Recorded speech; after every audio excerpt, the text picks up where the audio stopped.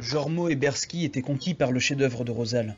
Il l'avait construit de ses propres mains et avec son propre bois, dont il était constitué, un gigantesque galion pouvant rivaliser avec les vaisseaux des plus célèbres marins et pirates de tous les temps. « Venez, montez à bord. Vous pouvez grimper par les échelles qui se trouvent de chaque côté du bateau. » Ils grimpèrent tous les trois sur le bateau. Rosal était fier de cette prouesse architecturale. Tout ceci, c'est en partie grâce à Gilles et à cette matinée où nous sommes allés pêcher.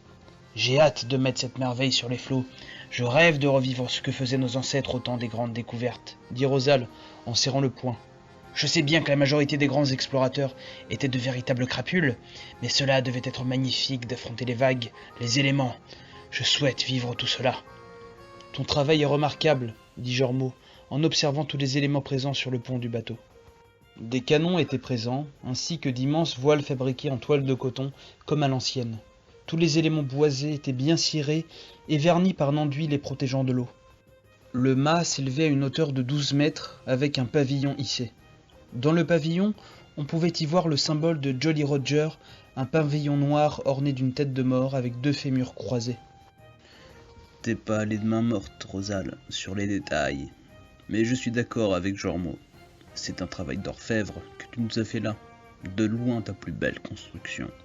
Merci les amis, vos compliments me vont droit au cœur. La visite n'est pas terminée.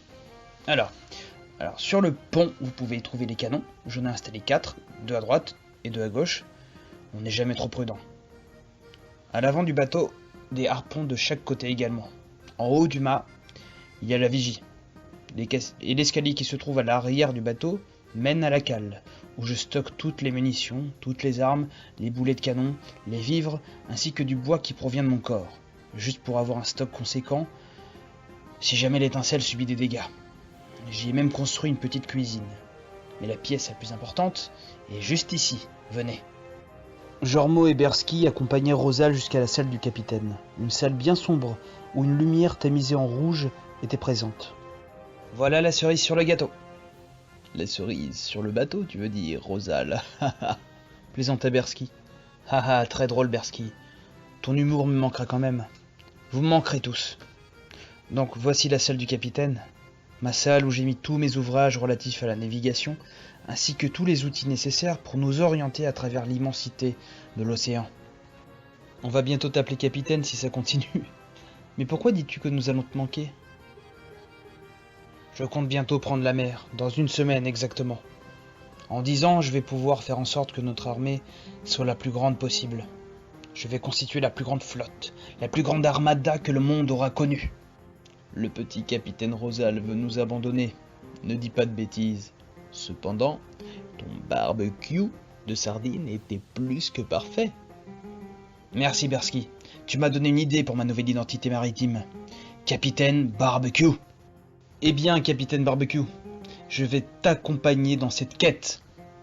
Bon, j'ai l'impression que j'ai pas le choix. Je me joins également à cette petite flotte. Il nous faudrait un 4e compagnon. Ce vieux Gilles a l'air de s'y connaître en navigation. Je proposerai Victor ou bien Neige.